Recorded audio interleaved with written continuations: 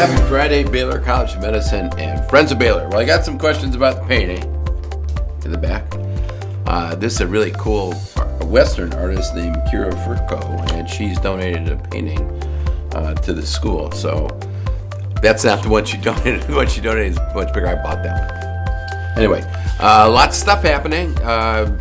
Flu is still going strong in the country. If you look at respiratory illness map, red being very intense activity, you can see northern Midwest mostly, still a lot of flu activity, and that's typical of respiratory illnesses. Still cold weather, people still inside. Things are getting better with COVID though, and we'll talk about that. And of course, because people don't get vaccinated, there is a huge outbreak of measles in the country. There are now 45 cases across 17 states. Remember when we started talking about the R number, the infection number? Measles is always the most infectious with an R number close to 18, which means in order to prevent an outbreak, you need more than 95% of the population vaccinated. So for all of those people who think it's really smart to not get vaccinated and not their kids not get vaccinated, well, those kids are susceptible to measles. Now, what you're going to see with a lot of times people from other countries where there's not the opportunity to get vaccinated come into this country with measles, and if you have a child that hasn't been vaccinated, there's an outbreak, and that's what's sort of happening. There's been a recent outbreak in Chicago that's been traced to an adult shelter for some new immigrants, and they've been immunizing these folks, now over 900 people, but there was an outbreak of 4 or 5 cases there as a result. So, this is preventable stuff if you just get your kids vaccinated. And new immigrants often don't have that opportunity, which is why it's fairly common for an outbreak to start with newly immigrated people. As far as hospitalizations are going, it's pretty good for COVID is actually down, which is good. And I thought I'd pull out a graph for you that looks at each of the past years and hospitalizations during the course of the year. And this is really interesting to me. This is where we are now. This is sort of the winter. This is the summer months. But you can see how bad it was in the Omicron spike in 21, 22. And each year it's been progressively better. And that's a combination of things. It's a combination of the fact that we have more people vaccinated, more people have been infected, and so have some sort of immunity. And it shows the effectiveness of immunity against SARS-CoV-2. It also may be possible, of course, that SARS-CoV-2 has been slowly but surely evolving into a less virulent disease, and we hope that's the case. We don't really know, though, because most of the population has been infected, so has some innate immunity. If you look at JN1, it's very interesting to me because it emerged sort of like Omicron did as BA2.86. This is, many substitutions, 30 mutations, but it did not take off like Omicron did because of, I think, general immunity in the population. Wastewater activity is also coming down for the first time. We have it as low. We haven't gotten an update in our Houston community. It's still down at 138% when we tested it March 4th.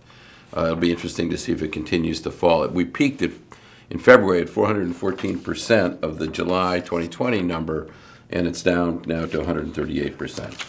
As I mentioned, JN1 is the dominant mutation, but because there's virus replicating, it is always mutating, and there are now 2 new mutations that are closely related. JN 1.13, this sort of pinky-looking color there, is now 9% of the new viruses. So even when it's low, as long as it's replicating, it will continue to mutate, and new mutations will emerge if they're more infectious. So the good news is it's closely related to the original strain.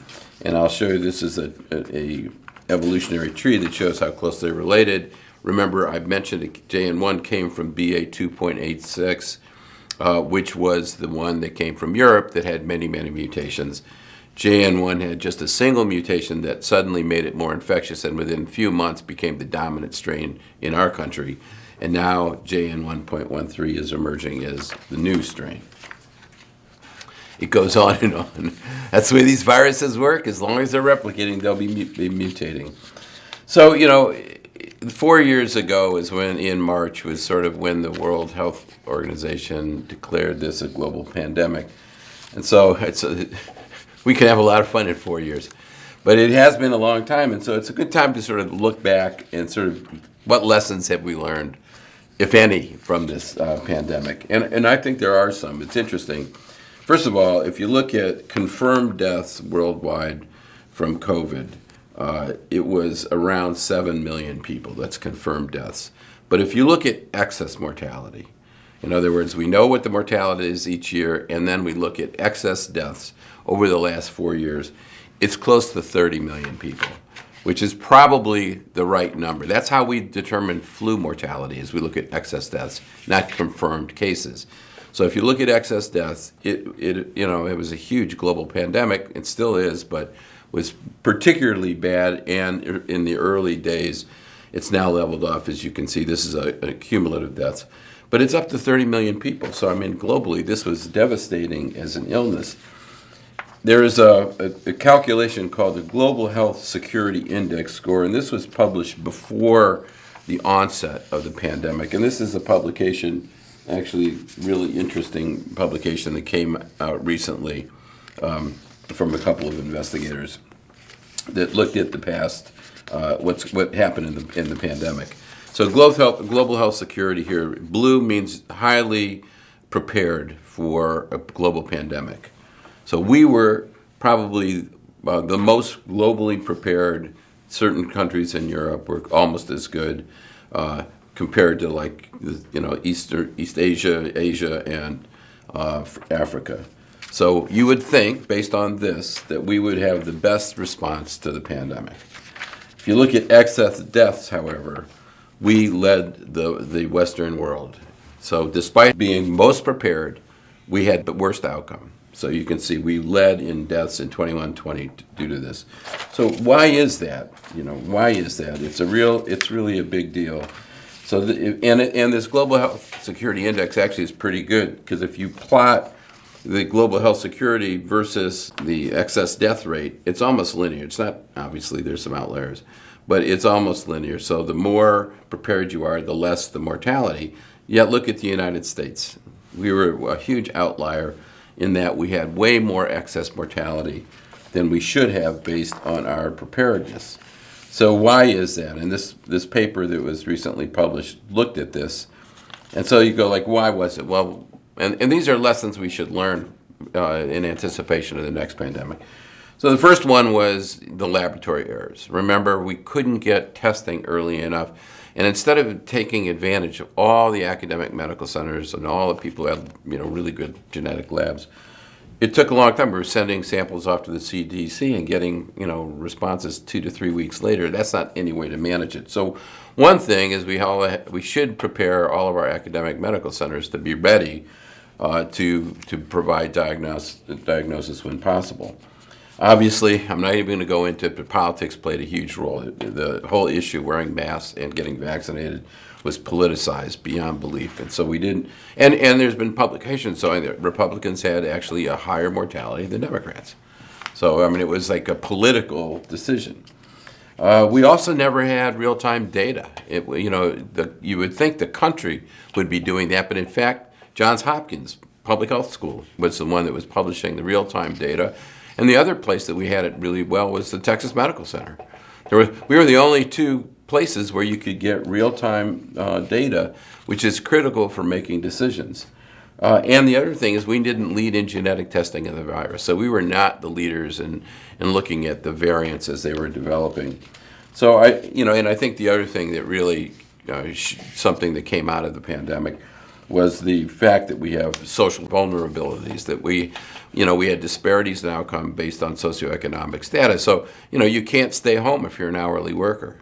You could say, people who had means could stay home, and people who didn't had to go to work. And so it was really a higher mortality in those, and also multi-generational families where, there was 2 or 3 generations living, the grandparents there. There was higher mortality in those communities. So those were things that I think are very clear that these authors identified. But I think there's actually more we should learn from it. I mean, I think we can all look back and say closing schools was not a good idea. I mean, I understand why we did it. It made sense initially to protect teachers more than anything else. But in the long run, we can see the mental illness, the problems of isolation the kids went through. We definitely should have opened schools sooner than we did. We did not have a coherent vaccine strategy. I mean, I think that's pretty clear. We had a much more coherent strategy when we dealt with polio, but we sort of left it up for everybody rather than having more organized ways to do it. I think when we look back on it, shutting down all businesses didn't help either. We had a huge economic recession, worldwide recession. And the best example of how shutting down completely didn't work is China. China totally closed their community. But unless you have a vaccination strategy that's effective, when you open up the society again and people are still vulnerable, they'll all get infected. And that's exactly what happened. They had almost an estimated 1 million deaths happen as soon as they opened up as soon as they relaxed all of their rules. So closing down, isolation, it only works if you're going to be able to vaccinate people to make them resistant. If you don't do both, then it's really, you're just creating a large population that's at risk. And so I think that, we actually learned a lot from that.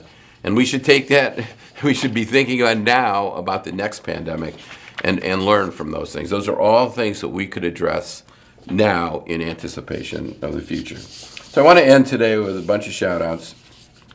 First of all, congratulations to Dr. Kanta Velamuri. She's an associate professor of medicine, has been appointed as the executive director of health professions education for the Office of Academic Affiliation in the VA. So in this role, she will oversee the largest health professions education portfolio that includes 120,000 health professions who are trained annually. So congratulations on that appointment. Also to Bert O'Malley. Bert O'Malley won the Cozzarelli Prize for biomedical research that's awarded by the National Academy of Sciences. This is a really important award that recognizes outstanding contributions that reflect scientific excellence and originality. This research paper that was cited is a crucial regulator of the anti-cancer immune response, and if the data can apply to humans, the mouse data looks great. If the data applies to humans, it could be a really new strategy for treating cancer. So that's really terrific.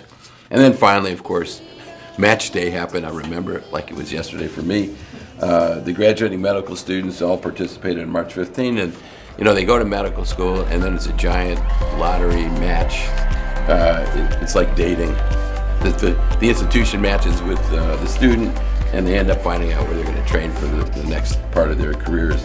It's a really important day, and we had a wonderfully successful match. So congratulations to all the students and all the people who matched at our programs, and I hope you have a wonderful weekend and can't wait to see you next week.